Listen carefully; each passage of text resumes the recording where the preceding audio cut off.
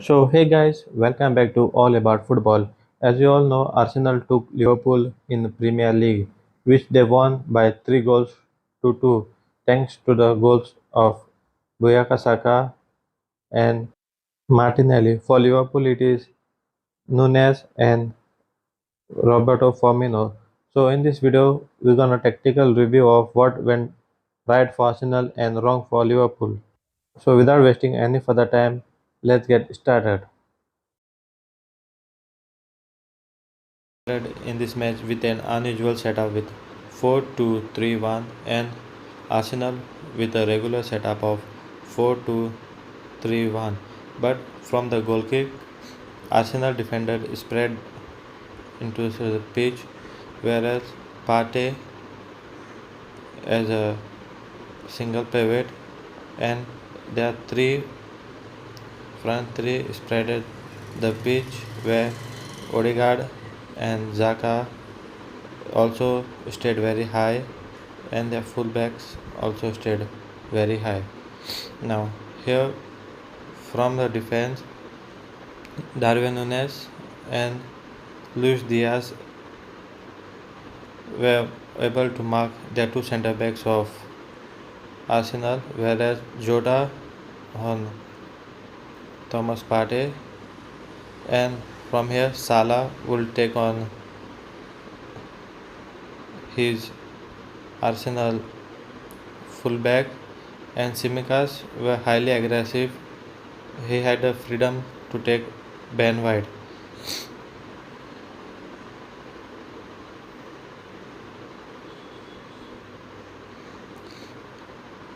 So this was the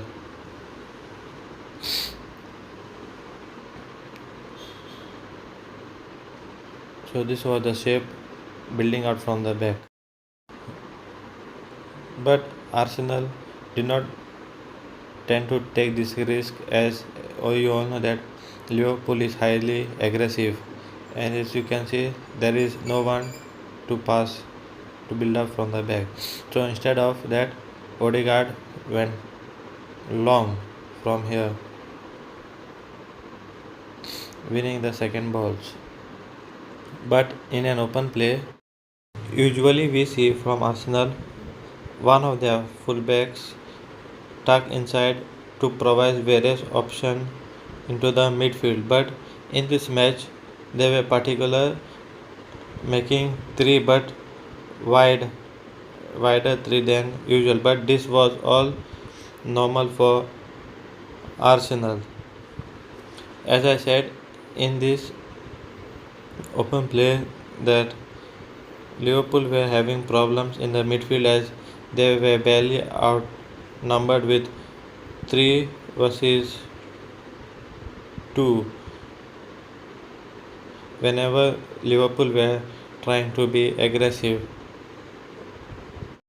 From an open play, Liverpool went 4-4 man marking Arsenal players at the top of the front and making it difficult to build it out from the back from Arsenal. But it had its disadvantages. As you can see, it will leave 3 versus 2 in the midfield.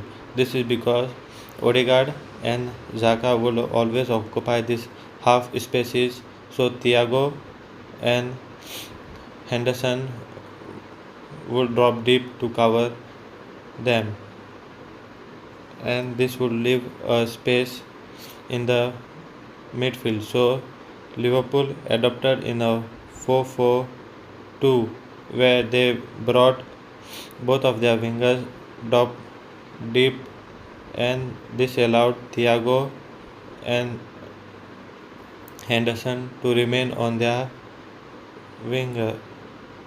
Arsenal midfielders. So in 4-4-2, both Nunes and Diego Jota take turns on marking Odegaard, and from there one man will press each side of Arsenal fullbacks. But it has its own advantages for Arsenal, as In this situation, they were Arsenal would drop Gabriel Jesus, and from there Arsenal could find a dropping Gabriel Jesus in the midfield, and from there he would run the game for Arsenal. So as you can see here, both Nunes and Jota are marking Odegaard, and Arsenal have dropped deep Jesus to receive, and from there he will run the game for Arsenal. So as you can see here, mid three of Partey, Tomiyasu, and Ben White, and Liverpool, Nunes and Diego Jota taking turns to mark Thomas Partey.